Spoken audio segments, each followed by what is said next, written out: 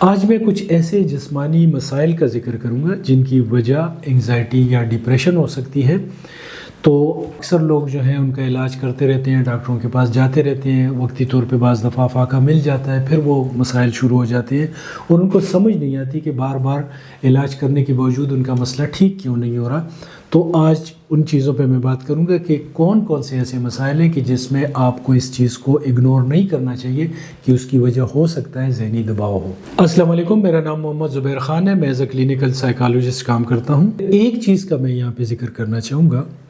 کہ اگر کسی جسمانی مسئلے کی کوئی میڈیکل وجہ نہیں ہے تو تب بہت زیادہ امکان ہے کہ وہ ذہنی دباؤ کی وجہ سے ہو۔ ذہنی دباؤ خاص کر انگزائٹی صرف ایک بے چینی کا مسئلہ نہیں ہے، بلکہ اس کے ہمارے جسم، اعصاب اور دماغ پہ کافی سارے برے اثرات ہوتے رہتے ہیں۔ ذہنی دباؤ کی وجہ سے جو سب سے عام مسئلہ ہے وہ دل کی دھڑکن کا بڑھ جانا، کم ہو جانا، دل ڈوبتا ہوا محسوس ہونا، اور ایسے لوگ پھر جا کے ECG کرواتے رہتے ہیں، ایکو کرواتے رہتے ہیں، ڈاکٹروں نے کہتے ہیں کہ آپ کو کوئی مسئلہ نہیں ہے، مگر ان کو تسلی نہیں ہوتی۔ اور بعض لوگ تو کہتے ہیں ان کو لیفٹ سائڈ پہ پین بھی محسوس ہوتا ہے، بعض لوگ کہتے ہیں ہاتھ میں پین محسوس ہوتا ہے، اور ان کو بہت زیادہ ڈر لگ رہا ہوتا ہے کہ شاید ان کو کوئی دل کا عارضہ ہے، جبکہ ٹیسٹ سے ثابت ہوتا ہے کہ ان کو کوئی بھی کارڈک پرابلم نہیں ہے۔ تو اس صورتحال میں یہ ضرور دیکھنا چاہیے کہ ہو سکتا ہے کہ آپ انگزائٹی کا شکار ہوں، اس وجہ سے یہ تکالیف ہو رہی ہوں۔ اس کے علاوہ بعض لوگوں کو سانس لینے میں دشواری کا سامنا کرنا پڑتا ہے۔ بعض دفعہ تو انہیں لگتا ہے کہ انہیں شاید زور لے کے ایفرٹ کر کے سانس لینی ہے، اگر انہوں نے ایفرٹ چھوڑ دی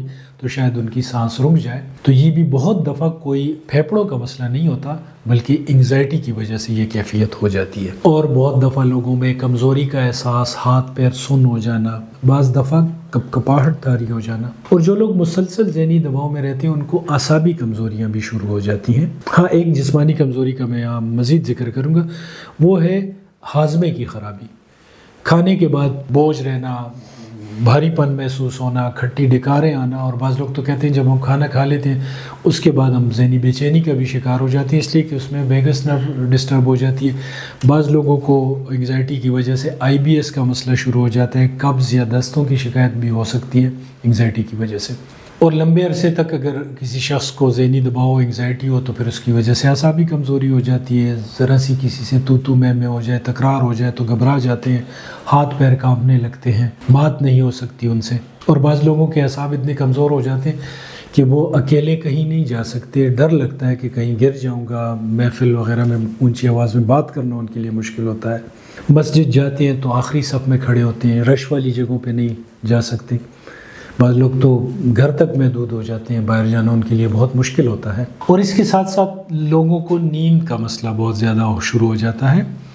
توجہ کا فقدان، یادداشت کا مسئلہ۔ اور پھر لوگ غلطی یہ کرتے ہیں کہ نیند کے لیے کوئی دوائی استعمال کر لیتے ہیں، تو جب نیند کے لیے وہ کوئی دوائی استعمال کرتے ہیں تو اس کا دورانیہ بہت کم ہوتا ہے، تو جب اس دوائی کا اثر ختم ہوتا ہے اگلے دن، اکثر میں نے دیکھا ہے کہ لوگ کہتے ہیں کہ پہلے مجھے انگزائٹی نہیں تھی، میں ٹھیک تھا، اعصاب بھی مضبوط تھے، نیند کا مسئلہ شروع ہو گیا، میں نے یہ دوائی شروع کی۔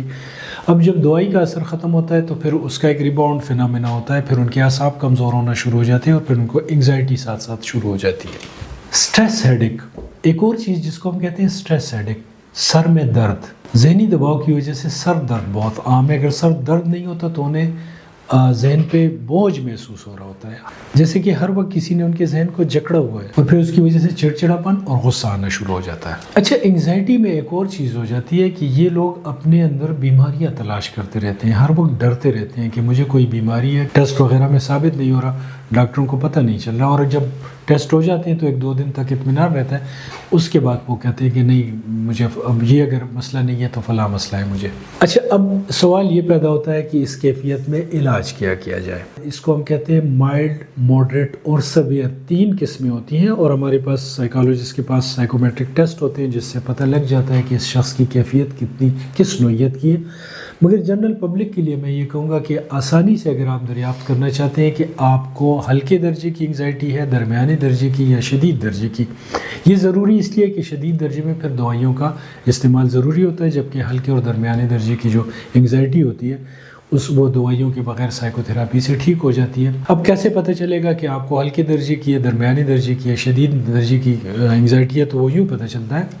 کہ اگر آپ کو خود انگزائٹی تو محسوس ہو رہی ہے، مگر آپ کی زندگی کے معاملات کو وہ کوئی بری طریقے سے افیکٹ نہیں کر رہی، اس پہ کوئی برے اثرات نہیں آ رہے ہیں، مگر آپ اس کی وجہ سے اپنے اندر آپ کی سبجیکٹیو فیلنگ ہے، آپ انکمفرٹیبل ہیں، تو اس کو ہم ہلکے درجے کی انگزائٹی کہتے ہیں۔ اگر انگزائٹی کی کیفیت یہ ہو گئی ہے کہ وہ آپ کی جو روٹین کے کام ہیں، زندگی کے معاملات ہیں، ان کو ڈسٹرب کر رہی ہے، تو یہ پھر درمیانی درجے کی ہے۔ اور اگر کیفیت ایسی ہو گئی ہے کہ کام بھی آپ کے ڈسٹرب ہو رہا ہے اور لوگوں کو نظر بھی آ رہا ہے کہ آپ بہت زیادہ اینکشس ہیں، تو پھر یہ شدید نوعیت کی ہے۔ جہاں تک اس کی ٹریٹمنٹ کا تعلق ہے تو ایز اے سائیکالوجسٹ میں نے کافی ساری اس پہ ویڈیوز بنا چکا ہوں، مختلف طریقوں میں بات کر چکا ہوں، مگر آج کل جس ٹیکنیک پہ زیادہ بات ہو رہی ہے وہ ACT ہے، ایکسیپٹنس اینڈ کمٹمنٹ تھراپی، بلکہ ایکسیپٹنس اور کمٹمنٹ تھراپی پہ اتنی ریسرچ ہو رہی ہے کہ اس کو تھرڈ ویو کہا جاتا ہے، کہ سائیکو تھراپی میں ایک نئی ویو آئی ہے، اور اس کے ذریعے سمپل اگر میں اس کو ایکسپلین کروں گا، ظاہر ہے کہ جب آپ کسی سائیکالوجسٹ کے پاس جائیں گے تو پراپر طریقے سے آپ کو گائیڈ کر سکیں گے، اس لیے کہ پورا پروسیس ہوتا ہے، سیشن لیں گے آپ کہ کیسے آپ نے ACT کو امپلیمنٹ کرنا ہے اور اپنی انگزائٹی پہ قابو پانا ہے۔ مگر ACT کو سمپلی اگر میں ڈیفائن کروں گا تو یہ ہوتا ہے کہ آپ اپنے آپ سے کہتے ہیں کہ ٹھیک ہے، میں ایکسیپٹ کرتا ہوں کہ مجھے انگزائٹی ہے، میرے عادتاً سوچنے کا انداز جو ہے وہ اس وقت بگڑا ہوا ہے، میں زیادہ تر پریشانیوں کے متعلق سوچ رہا ہوں، مگر یہ مسئلہ ٹھیک ہونے والا ہے، لوگ اس سے نکل آتے ہیں، اپنی زندگی کے معاملات کو ٹھیک کر کے ان میں چینجز لا کے ہیلدی لائف سٹائل سے، اور اس سے زیادہ بہتر طریقہ یہ ہوتا ہے کہ آپ اپنی عادتاً سوچنے کے انداز میں تبدیلی لانے کی کوشش کریں۔ اور ACT کے میں یہ آگے پھر جا کے میٹا کاگنیشن ٹیکنیکس ہوتی ہیں کہ آپ اپنی سوچوں کے متعلق سوچنے لگتے ہیں، ان کو کویسچن کرنے لگتے ہیں، ان سے لڑائی جھگڑے ختم کر لیتے ہیں، پھر آپ سوچتے ہیں کہ یہ سوچ، یہ پریشانی کیوں جنریٹ ہو رہی ہے، مجھے کیوں عدم تحفظ کا احساس ہو رہا ہے، میں کیوں ہر وقت غیر یقینی صورتحال کا سامنا کرتا رہتا ہوں اور اس کے متعلق زیادہ سوچتا رہتا ہوں، حالانکہ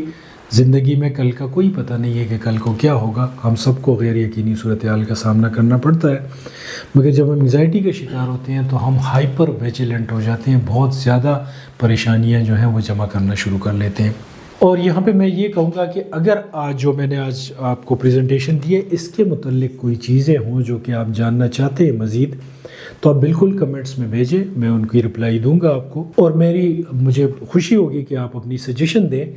کہ کچھ ایسے ایریاز ہیں کہ جن پہ میں مزید ویڈیو بناؤں، ان کو مزید ایکسپلین کروں تاکہ لوگوں کو اس سے رہنمائی مل سکے۔ بہت شکریہ اس پریزنٹیشن کو سننے کا، نیچے میرا نمبر دیا گیا۔ Thank you.